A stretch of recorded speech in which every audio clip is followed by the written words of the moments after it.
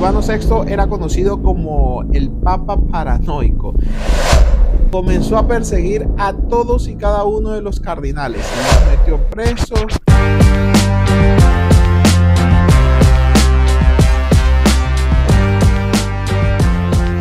Hola, hola a todos, ¿qué tal? ¿Cómo están? Bienvenidos a Café con Charla Podcast, un nuevo episodio acá en el canal de Neurorelacional.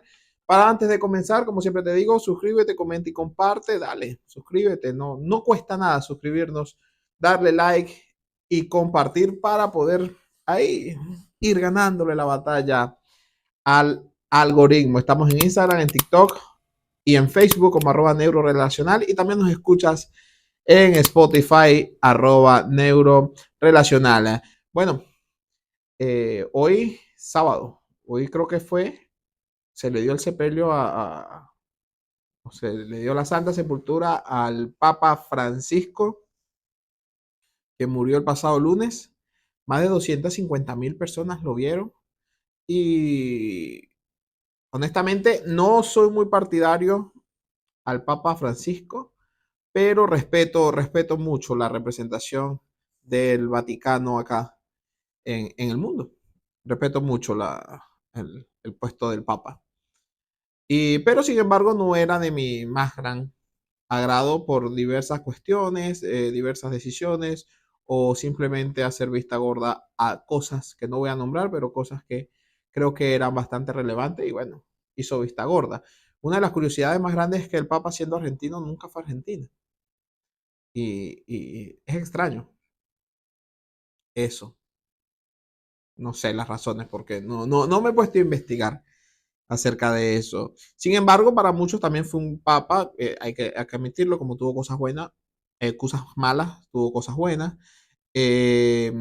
Abrió a la iglesia un poco más, fue una iglesia más inclusiva, más abierta, lo cual es genial, porque estamos en un mundo ahora donde, bueno, creo que la iglesia debe ser para todos y eso es lo que Dios quisiera, que la iglesia convergiéramos todos como hijos de Dios, como lo que somos, hijos de Dios. Eh, pero bueno, paz a su alma, al Papa Francisco. Hoy estuve viendo las curiosidades de su sepelio con otros papas, por ejemplo, con Juan Pablo II, Benedicto XVI y otros papas. Este papa pidió que estuviera en su escrito, como último deseo, en su testamento, escribió que fuera, bueno, velado ahí a la misma, no estar, como siempre lo coloca, en altura, no quería estar por encima de nadie, quería estar a nivel de tierra y que todos lo pudieran ver abierto a ello. Además, también pidió que fuera enterrado o su cuerpo reposara en una capilla en Roma que él visitaba mucho, la capilla de Santa María la Mayor, creo que se llama, que él visitaba mucho cuando volvía de los viajes y siempre le daba gracias a Dios ahí en esa capilla y esa se convirtió como un refugio, como un hogar para él y ahí él quiere reposar. No donde siempre reposan todos los papas en el Vaticano, él lo quiso hacer afuera y hoy pude ver que con el Papa Móvil hubo el recorrido Papa Móvil, no Batimóvil. Pobre muchacha, por cierto, la que le pasó ese error. Hay que destacar que esa era una periodista en mi canal que dijo, en un canal de Venezuela, que dijo que el Papa hizo su último recorrido en el Batimóvil en Ciudad Gótica, le faltó decir. Pero no, son cosas que suelen pasar por los nervios y adicional a ello, hay que tomar en cuenta que es una periodista que estaba de guardia, eran las 3 de la mañana, no estaba preparada, digamos, sorprende la noticia y estuvo improvisando y cosas que pueden pasar y que puede ocurrir. Y retomando la conversación, bueno, lo que ocurría con el Papa, hoy dio su último recorrido hasta llegar del Vaticano hacia esa capilla que quedaba a 6 kilómetros del Vaticano exactamente. Recorrió parte de las calles de Roma y fue despedido por más de 250,000 personas que lo vieron en su funeral. Se despide el Papa y con ello se abre otra pregunta. ¿Quién va a ser el sucesor? ¿Quién viene? ¿Se cumplirá la profecía del Papa Negro y con él el fin del mundo? ¿O continuaremos con el legado de los papas? Que aparte que si nos ponemos a analizar el tema de los papas, no es solamente una elección de sacerdotes, es una de las personas más influyentes del mundo y como todo. como todo, el mundo se mueve mucho con la política y cada uno de los papas, y esto lo vamos a repasar más adelante, de estos candidatos, manejan una línea, bien sea progre, bien sea conservador, bien sea liberal, bien sea bergogliano, como se dicen llamar algunos, que son de la línea del Papa Francisco. Entonces, bueno, está interesante, pero así como la Iglesia del Vaticano ha tenido buenos papas, siempre traigo a la mente el primer papa que yo conocí, porque cuando nací estaba en función, en el ejercicio papal, que era Juan Pablo II, muy querido y santo. De hecho, muy querido Juan Pablo II, que murió en el 2005. Sin embargo, no todos los papas fueron como Juan Pablo II o como Juan Pablo I, que duró 30 días nada más en el cargo, o como Francisco para algunos. No todos fueron de esta manera y que la iglesia oculta muchas cosas. Y esto queda a lo largo de la historia. Me puse a repasar la historia de los papas y me salían muchos videos en TikTok, en Instagram y todo, y me puse yo mismo a investigar para no caer en ninguna noticia inventada o en ninguna noticia eh, conspiranoica. ¿Ok? Entonces, me puse a ver 5 papas de los más raros que pasaron durante el Vaticano y realmente los voy a nombrar ahora y voy a decir lo que hicieron, pero te van a parecer sacados de una película de ficción o de terror. Entre ellos está el Papa, vamos a comenzar con el primero, el Papa Juan XII. Tenía 18 años cuando fue Papa, no sé en qué momento, esto fue antes esto fue en el siglo V, podría ser, siglo VI. Juan XII con 18 años, pero ¿qué pasa? Este era fue considerado como el papa herégico, el papa diabólico, digamos, la representación de Satanás en el Vaticano. Puede ser que muchas veces Satanás haya estado representado en el Vaticano tratando de usurpar las funciones y el poder. Y te voy a nombrar estos que están acá, como el Papa Juan XII, que a los 18 años fue considerado uno de los papas más jóvenes, pero también el Papa fiestero. Convirtió el Vaticano en una discoteca medieval. Eh, se le acusa por infringir básicamente los 10 mandamientos y muchos dicen que este papa murió a manos del esposo de una de sus amantes que lo encontró y le quitó la vida. Papa Juan XII, si no me cree, búsquenlo. Está en todos lados, lo vas a encontrar en la historia papal. Luego tenemos a Benedicto IX, ¿ok?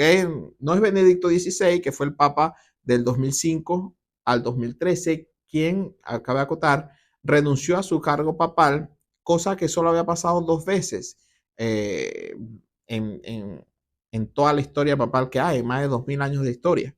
Entonces, la última vez que había pasado había sido hace 600 años que un papa había renunciado y nosotros tuvimos, no sé si el privilegio o el honor, pero sí tuvimos la oportunidad de presenciar ese hecho histórico de que un papa renuncia a su cargo. Y de ahí viene el Papa Francisco. Pero Benedicto IX, vuelvo y repito, no Benedicto XVI, no se confundan, fue el Papa Niño, dice, se le llamaba así. ¿Por qué? Porque fue elegido papa muy joven, con 13, 14 años, por allá también en la época medieval. Fue elegido así, de esta manera, pero este papa tiene el récord de tener 3 mandatos. En 3 oportunidades fue papa. Y además, en su primera oportunidad de ser papa, le vendió su trono papal, o sea, vendió su cargo a su padrino. Entonces, se convirtió por primera vez en un papa que vendió su cargo a un padrino y el padrino se convirtió en el papa. Este papa fue excomulgado, sin embargo, posteriormente volvió a comulgarse y volvió a ser papa. Y no solo en 2 veces, sino en 3 ocasiones volvió a ser papa. Curioso, ¿no? Alejandro VI. Alejandro VI, conocido por tener amantes, incluso hijos dentro de su papado. Y todo el mundo lo sabía.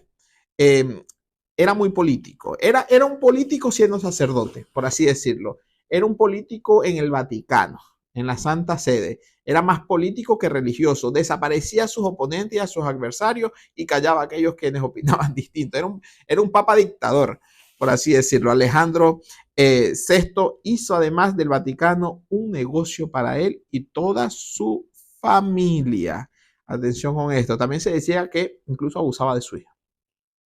Qué curioso lo que es esta historia de los papas en siglos anteriores, ¿no? Una época oscura, después incluso esto fue después incluso de la Inquisición, que podría ser la época más oscura del catolicismo. Pero hoy día los tiempos han cambiado, son ahora otro tipo de papas, de verdad que ahora reflejan otro tipo de cosas que no se veía antes. Vamos para uno muy polémico, que es Esteban VI.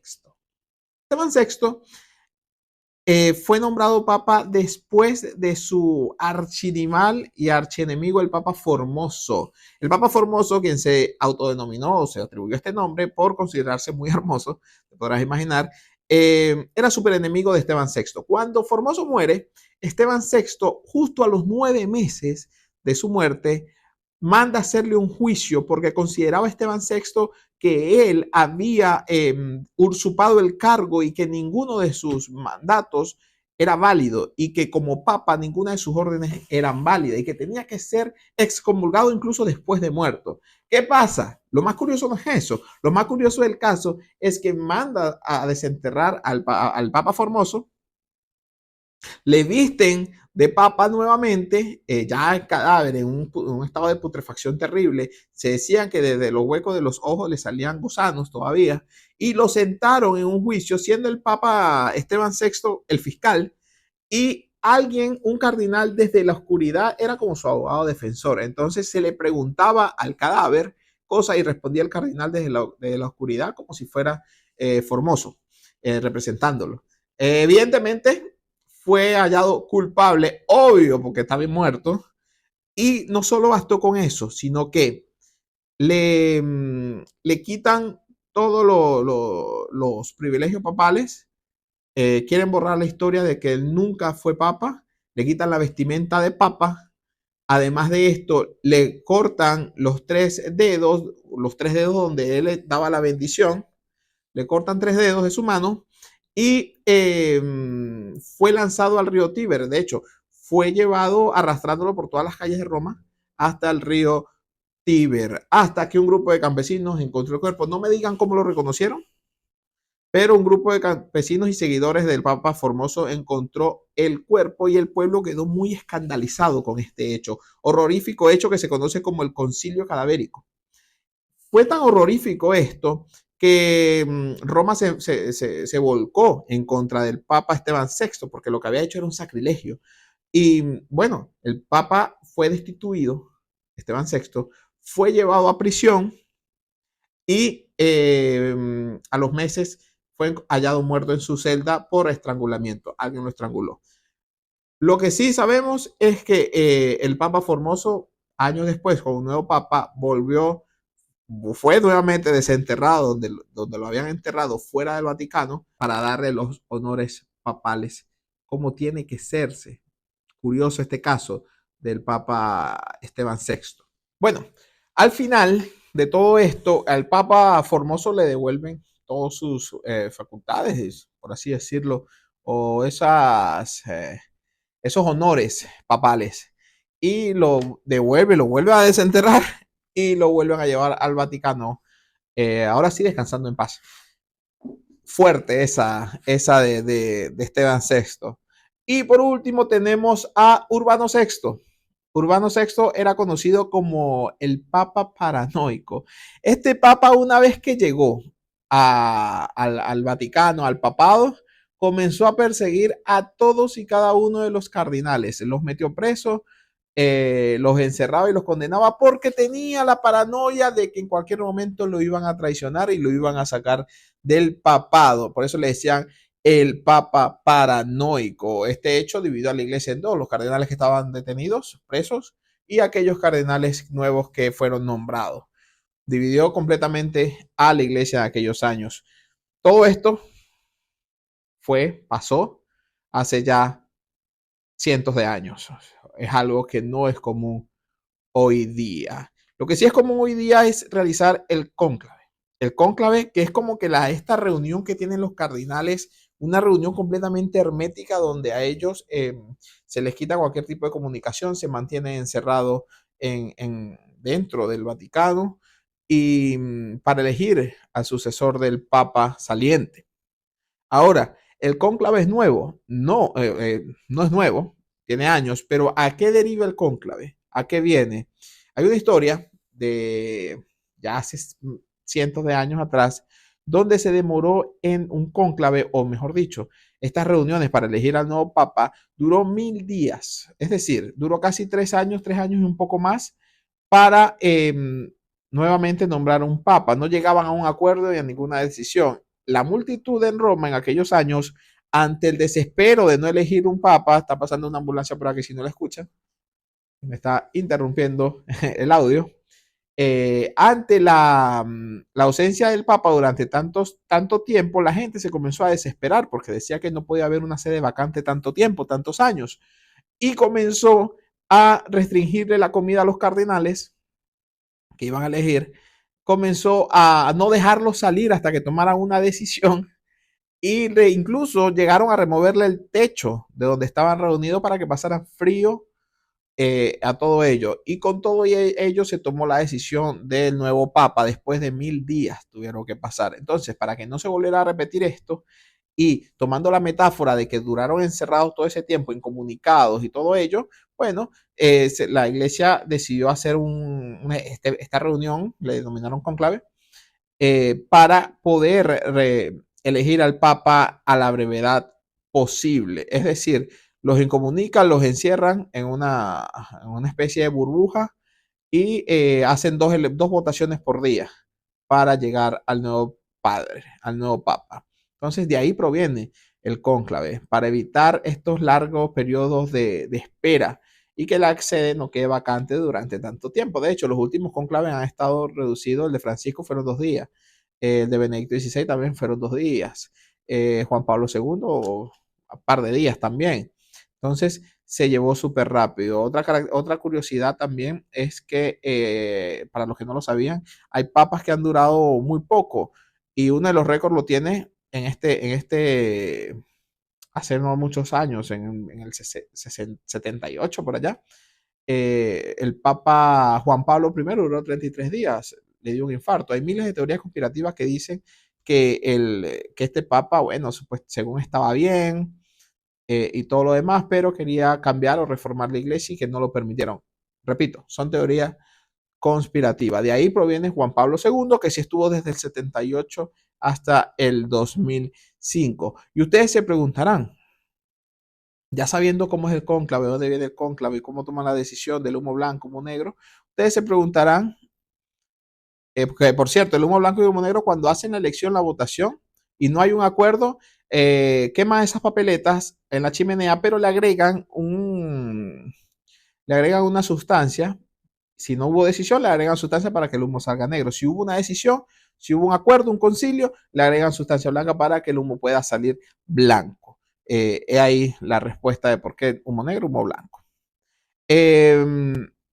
Otro punto importante es que ustedes se preguntarán, ¿cómo se hace para ser papa? Bueno, primero tienes que eh, ordenarte y todo esto, ser sacerdote. Los rangos de la Iglesia Católica va desde el sacerdocio, desde el sacerdote hasta el Papa, que es el, el, el number one, el número uno de la iglesia. Pero antes de eso, tienes que convertirte después de ser sacerdote, tienes que convertirte en obispo o arzobispo para posteriormente convertirte en cardinal y luego poder optar para ser papa. Y para ser papa tienes que ser menor de 80 años. Eh, Incluso los que votan, los cardinales que votan, ya vamos a hablar de eso, también tienen que ser menor de 80 años. Pero imagínate lo complejo de ser papa, porque en el mundo hay alrededor de 500.000 sacerdotes, ¿verdad? Uno de los requisitos para llegar a ser cardinal es ser obispo. Y hay una cantidad de 5.000 obispos, de casi 500.000 sacerdotes, hay 5.000 obispos. Estamos hablando del 1% es obispo. Y es difícil llegar a ser obispo, porque para ser obispo, bueno, tienes que postularte un obispo de la localidad y todo esto. y tomar la decisión y pasar por el Papa y todo esto para que puedas ser obispos. Al ser obispo y luego arzobispo, bueno, el arzobispo, si obispos son 5.000, hay 600 arzobispos nada más, ¿ok? Y de los arzobispos pasan a ser cardinales, que de los 500.000 sacerdotes solamente hay 252 cardinales. Ojo, no todos pueden votar, por lo que dije de la edad. Para luego poder, el último cargo es ser papa, que como es un embudo que se va disminuyendo, disminuyendo, disminuyendo. La probabilidad de ser papa es complicada para llegar ahí, por todo el camino y todo lo que tienen que recorrer. Por eso es que siempre los papas son, bueno, personas mayores, personas ancianas, porque tienen que pasar todas estas etapas del sacerdocio. Entonces, ustedes se preguntarán, ¿cuántos cardenales hay? ¿Cómo es el proceso ahora? Bueno, hasta ahora hay 252 cardenales, ¿ok? De los cuales solo pueden votar 133. 133 cardenales solo pueden votar, esta vez porque son los que cumplen los requisitos de ser menor de 80 años. Hay una cantidad bárbara mayores de 80 años. Estamos hablando de casi 119 cardenales, exactamente 119 cardenales mayores de 80 y 133 menores de 80. ¿Qué pasa? Para ser elegido papa, en este caso, tiene que eh, tener el voto del 2/3 de estos cardenales votantes, es decir, 2 de cada 3 tiene que votar por ti para un total de 80 con 89 votos necesita el papa entrante o el cardenal para ser papa hoy día. Hay candidatos de diversas líneas, gente que le gusta y gente que no le gusta. Entre los candidatos favoritos está Pietro Parolin, un italiano, y está Luis Antonio Tagle, que es un asiático de Filipinas. Eh, son no necesariamente los favoritos, estos que siempre suenan o resuenan, no necesariamente son elegidos como papa. De hecho, Juan Pablo II no estaba ni siquiera entre los favoritos para ser papa, igual que Benedicto. Lo mismo pasaba creo que con Francisco, pero ahorita, bueno, todo es una especulación, todo es tremendo, incluso llegando a ver casas de apuestas que ponen quién va a ser el papa, qué nombre se va a poner. Increíble a donde estamos llegando hoy día con este tipo de cosas. A mí me parece un, un improperio en lo absoluto realizar un tipo de apuesta para ver quién va a ser el papa. Pero como todo, hay líneas, hay sectores, hay quienes si les gusta la línea de Francisco, aquellos que se consideran bergoglianos, están aquellos que son más conservadores de la tradición, del antiguo, que no les gustan mucho las reformas de la iglesia, que creen que la iglesia debe ser un templo sagrado y que las personas que están llamadas a estar en iglesias tienen que, bueno, practicarla, practicar la religión en todos los aspectos. Están aquellos progres, los que apoyan, los sacerdotes progres que apoyan un poco más el trato igualitario, el matrimonio igualitario, todo el aborto incluso. Entonces hay diversas líneas y diversas tendencias. Predomina mucho el bergoglismo porque la gran mayoría de estos cardenales que están hoy día fueron nombrados por Jorge Bergoglio, por el Papa Francisco. Entonces, predomina mucho eso, pero ojo, eso no quiere decir que el 100% esté de acuerdo eh, con, con las decisiones o cómo se estaba llevando las riendas de la iglesia. Para eso es el cónclave. Cada quien tiene un perfil de los candidatos, de los padres, de los sacerdotes, de los cardinales que pueden optar para ser papa. Ahí lo ven, lo estudian, se abre un proceso de negociación. Estoy seguro que esto es un proceso de negociación donde hay aliados, donde no hay aliados, donde este está conmigo, este no está conmigo, tengo el voto de este, tengo el voto. Estoy seguro que esto es como se pueda manejar un partido político. Estoy seguro que es así. Entonces, en eso, ya incluso desde antes que inicie el cónclave, ya se deben estar moviendo los candidatos o los cardinales que aspiran a ser papas, porque yo soy de los que cree que capaz unos no, pero otros por ahí sí quieren ser papa. Entonces, porque más allá son humanos también y quieren llevar su idea a la iglesia y universalizarla. Entonces, bueno, el cónclave inicia, según los estatutos, va a iniciar 15 días después de la muerte del Papa para poder guardar el luto, hacer todos los homenajes correspondientes, pero no puede tardar más de 20 días. Entonces, probablemente entre el 3 y el 5 de mayo ya esté iniciando el 5, el 7 de mayo, ya puede estar iniciando el cónclave, que esperamos sea rápido y podamos saber cuál va a ser el nuevo papa, o la persona que podría decir yo la persona más influyente del mundo para aquellos que creen y los que no creen en el catolicismo. Siempre lo digo, todas las demás religiones provienen del catolicismo. La Iglesia Católica fue fundada por Pedro, por Jesús, encomendándosela a Pedro. Las demás iglesias, con todo el respeto, muchas provienen incluso de ex sacerdotes. Muchas iglesias protestantes provienen del hombre. Entonces, punto a tener en cuenta, y no porque yo sea católico lo digo, sino porque en la misma Biblia está. Entonces, que sea lo que Dios quiera, en nombre de Dios, podamos tener un papa nuevo que nos reivindique a todos, que donde sea la voz de aquellos que no tienen voz, donde no se haga la vista gorda de esos problemas que pueden estar ocasionándole mucho dolor a mucha gente. Para eso también es el Papa, un conciliador y una persona que condena lo malo. Y hasta acá este episodio de Café con Charla el día de hoy. Espero que les haya gustado mucho. Aprendimos mucho el día de hoy. Muy nutritivo el episodio acerca del Papa, del Vaticano y de todo esto. Hay una universalidad de cosas que hablar del Vaticano, del Papa, de los sacerdotes. Es un mundo muy interesante, pero también es un aspecto muy, muy amplio y muchas cosas que desconocemos, que investigando podemos ver y conocer. Aquí te traje las curiosidades más grandes y de esos papas que nos sorprenden a todos. Jamás pensé escuchar estas historias, pero dime en los comentarios qué te pareció y cuál te pareció más sacada de una película de ficción, ¿no? Y si tienes alguna historia de algún otro papa que nos puedas comentar, también sería genial. Esto fue Café con Charla el día de hoy. Mañana no, nos vemos el miércoles nuevamente con otro episodio. Como siempre les digo, cuídense mucho, pásenla bien y esperemos que Dios y el Espíritu Santo iluminen a todos aquellos quienes van a elegir al nuevo Papa, al nuevo representante de Cristo en la tierra. Muchísimas gracias, señoras y señores. Será hasta el miércoles. Y recuerda, Café con Charla Podcast está acá para quedarse en @neurorelacional acá en YouTube. Crece con nosotros y marca la diferencia. Chao.